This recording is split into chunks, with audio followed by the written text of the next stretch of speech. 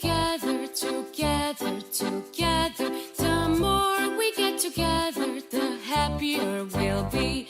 'Cause your friends are my friends and my friends are your friends. The more we get together, the happier we'll be. Good morning, my friends. Today we're going to read a book called The Kissing Hand. And it's about a little raccoon that's getting ready to go to school, to kindergarten. We want you to go to school and learn all you can. I brought today a robe. This is a doctoral robe. It has three stripes on the arm that says, I'm a doctor. With it, well, when I got my master's, you get hoods. This is the hood that you get when you get your master's degree, and when you get your doctorate, it even gets bigger.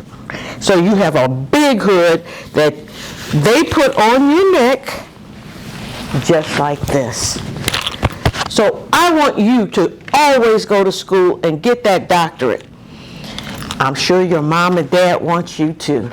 But we start with The Kissing Hand. And it's by Audrey Penn. And sometimes hoods don't want to stay on very well.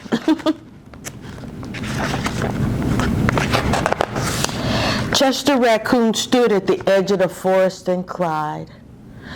I don't want to go to school, he told his mother. I want to stay home with you, and I want to play with my friends and play with my toys and read my books and swing on my swing. Please, may I stay home with you? Mrs. Raccoon took Chester by the hand and nuzzled him on the ear. Sometimes we have to do things that we don't want to do, she told him gently, even if they seem strange and scary at first. But you will love school once you start. You'll make new friends and play with new toys and read new books and swing on new swings. Besides, she added, I know a wonderful secret that will make your nights at school seem as warm and cozy as your days at home. Chester wiped away his tears and looked interested. A secret? What kind of a secret? A very old secret, said Mrs. Raccoon. I learned it from my mother, and she learned it from hers. It's called The Kissing Hand. The Kissing Hand? Asked Chester. What's that? I'll show you, Mrs. Raccoon said. And she took Chester's left hand and spread open his little fingers into a fan. Leaning forward, she kissed Chester right in the middle of his palm. Chester felt his mother's kiss rushed from his hand, up his arm, and into his heart. Even his silky black mask tingled with a special warmth. Mrs. Raccoon smiled.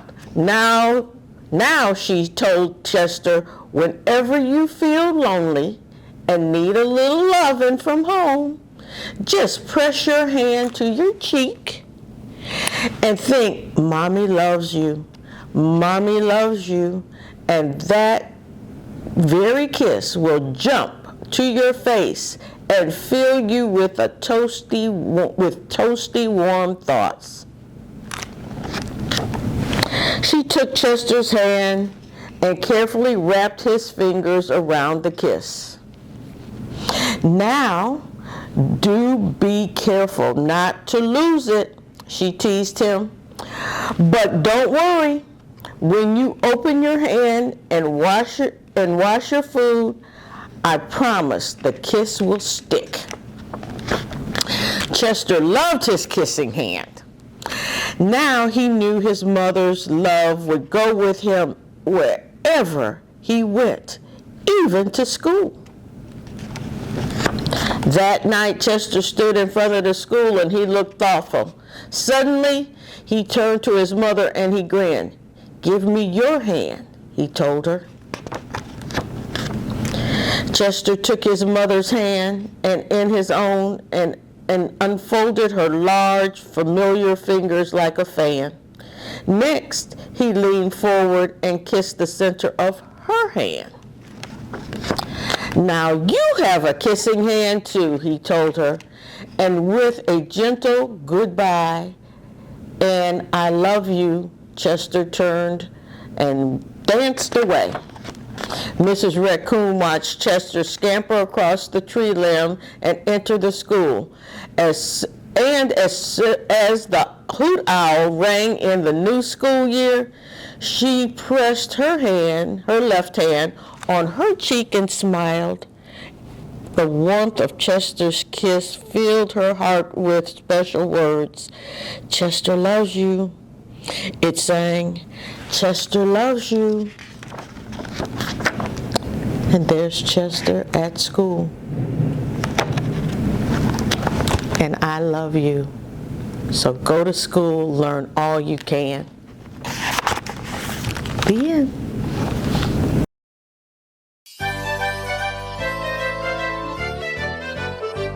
The more we get together,